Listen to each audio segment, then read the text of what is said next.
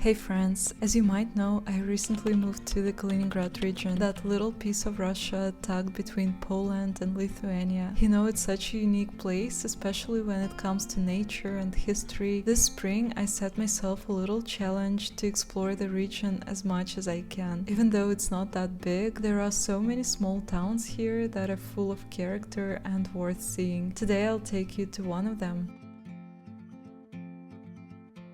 Hi friends, I'm in the Kaliningrad region in Russia, and today I decided to spontaneously hop on a bus and go to this little town. It's called Pravdinsk. In the past it used to be called Friedland. It was a German town. It's not one of the most popular places to visit here, even though it has a great history. Not a lot of tourists come here because it's really tiny. There are just 1,000 people living here, if I'm not mistaken. But yeah, as I said before, it's really fascinating because it was established in the 14th century and there are remains of the ancient castle here, this huge church that you can see in the background. Apparently it's one of the biggest German churches in the Kaliningrad region. But in general, this town is really tiny. I've read that you can walk around it in an hour and you will see everything.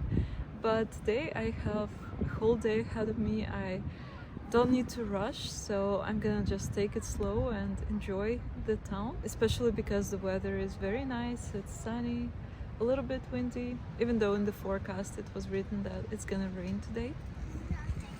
Здравствуйте. Yeah, so hopefully it will be a nice walk.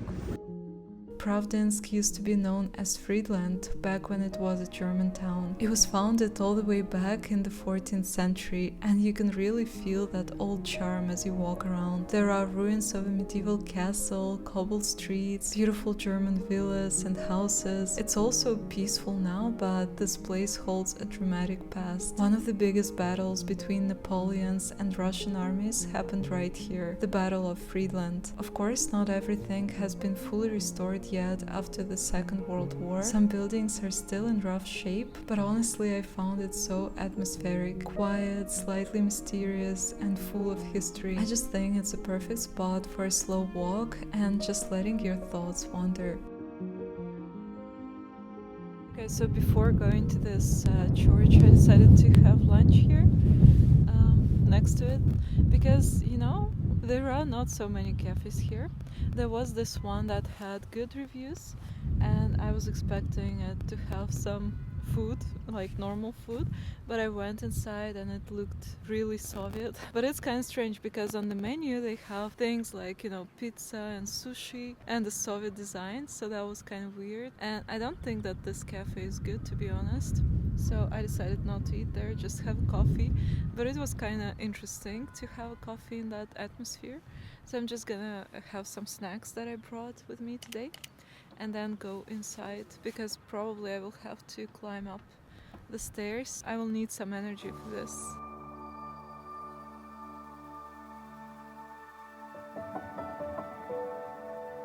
Oh my god, the lunch is a disaster. My tripod just fell down and when I stood up to pick it up I dropped my delicious pie. Oh my god. So now I'm just left with a banana and the kefir, the buttermilk. Oh, I feel so bad about it.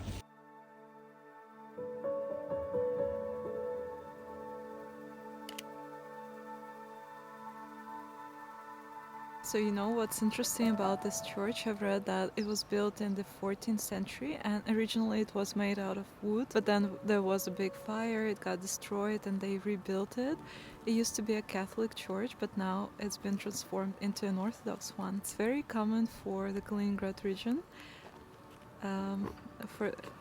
So it's very common for the Kaliningrad region that the German churches are transformed into Orthodox ones, and some of the churches are actually transformed into some organizational buildings like, you know, kindergartens or police offices. Actually, in this town there is one church that has been transformed into a police office. So yeah, very cool. Let's go. One of my favorite places here was St. George Church. It was built back in the 14th century, and you can climb the tall bell tower for a view over the whole town and the countryside. The old water tower really stands out from up there. It somehow completes the landscape.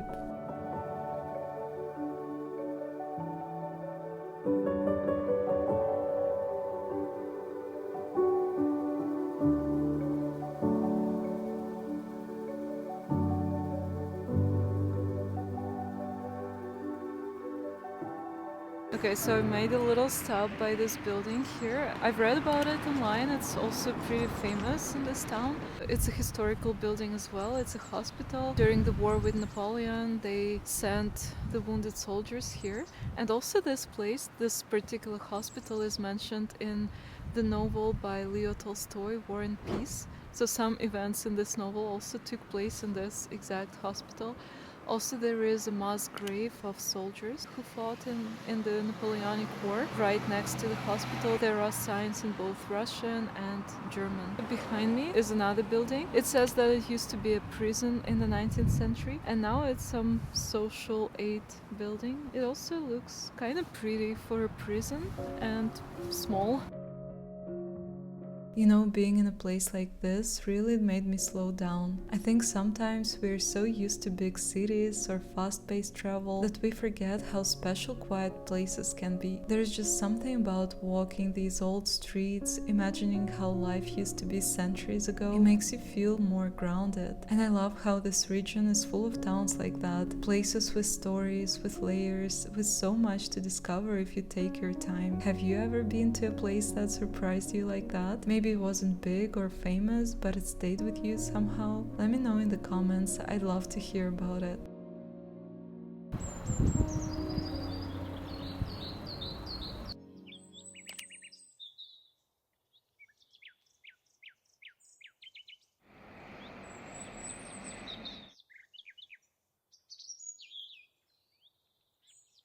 So I went to this building, the Soviet one. Turned out that it's still functioning as the House of Culture. It's very lively inside. There are a lot of kids and teenagers going to some extracurricular clubs. Turned out that there is a museum inside of this building, and I've read about it online. It's supposed to be really tiny, but at least you can learn something about the history of this town. Unfortunately, it was closed, but the vibe there in that building is so Soviet. It's like the most Soviet building that I've ever been to, I think.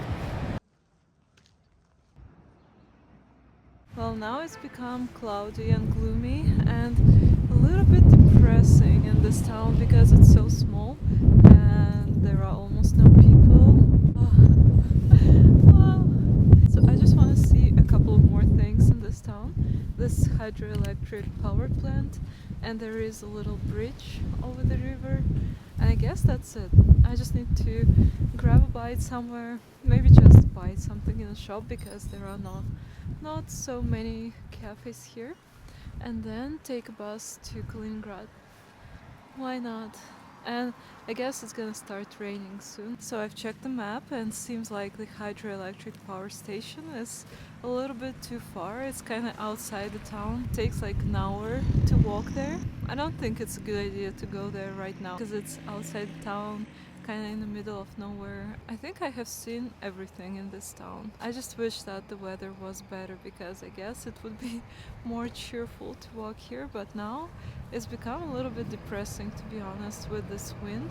And there are a lot of constructions all around the town and a lot of loud cars as well. So I'm just gonna grab some snacks, I guess, for the road and just hop on the bus back to Kaliningrad. But I hope... Oh my god, there is a big bird there. Yeah, I get excited when I see them here because in Russia, where I grew up, we don't see them very often. Like it's even considered good luck to see them because they're so rare. But here there are many of them, and every time when I see a stork, I get really excited. Okay, I bought a new one. Same pie as I dropped, so now it's gonna be my snack for the road.